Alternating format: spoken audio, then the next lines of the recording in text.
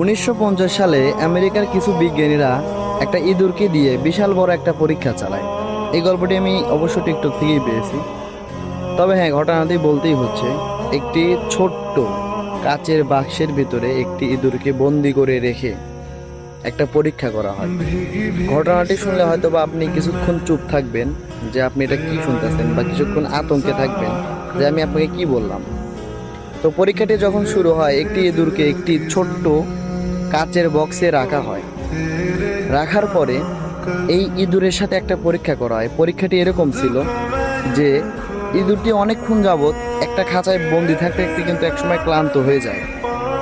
আর এই ইঁদুরটি যাতে ক্লান্ত না হয়, যাতে সবসময় খাঁচার ভিতরেই বন্দি থাকে, আর খাঁচার ভিতরে বন্দি থেকেই যাতে সে একটা নিজের ভিতরে একটা সুখ অনুভব করতে পারে, এই কারণে ইঁদুরকে কি করা হয়, একটা বাটিতে কিছু খাবার দেওয়া হয়।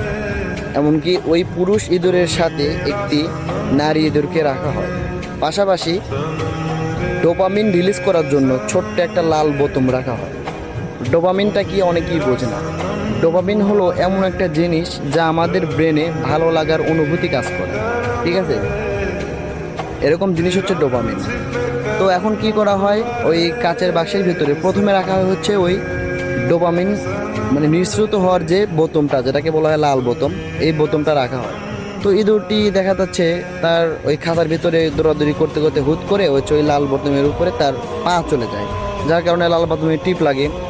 আর টিপ লাগার কারণে ডোপামিন, তার ব্রেনে প্রচুর পরিমাণে ডোপামিন রিলিজ হয়।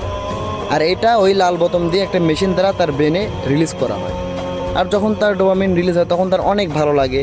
তার ওই খাঁচার ভিতরে বন্দি থাকতে অনেক ভালো লাগে, মানে তার তো ভালো লাগার অনুভূতি কাজ করতেছে, সে খাঁচার ভিতরে অনেক খুশি থাকে, ঠিক আছে? তো এরপরে 3-4 দিন যায়, সে প্রথম ওই লাল বোতামে ক্লিক করে, তার ভিতরে ডোপামিন রিলিজ হয়, সে আনন্দ পায়। তারপরে আবার লাল বোতামে ক্লিক করে, সে যখন থেকে যে না লাল বোতামে ক্লিক করতে আমি আনন্দ পাচ্ছি, তো বারবার সে লাল বোতামে ক্লিক করতে থাকে, আর সে আনন্দ পেতেই থাকে, আর তার ভালো লাগতে শুরু করে, কারণ ডোপামিন হচ্ছে ভালো লাগার একটা অনুভূতি। তো এরপরে সেই ইঁদুরটিকে খাবার দেওয়া হয়। তারপরে হচ্ছে নারী একটা সঙ্গিনী দেওয়া হয়, নারী ইঁদুর দেওয়া হয়।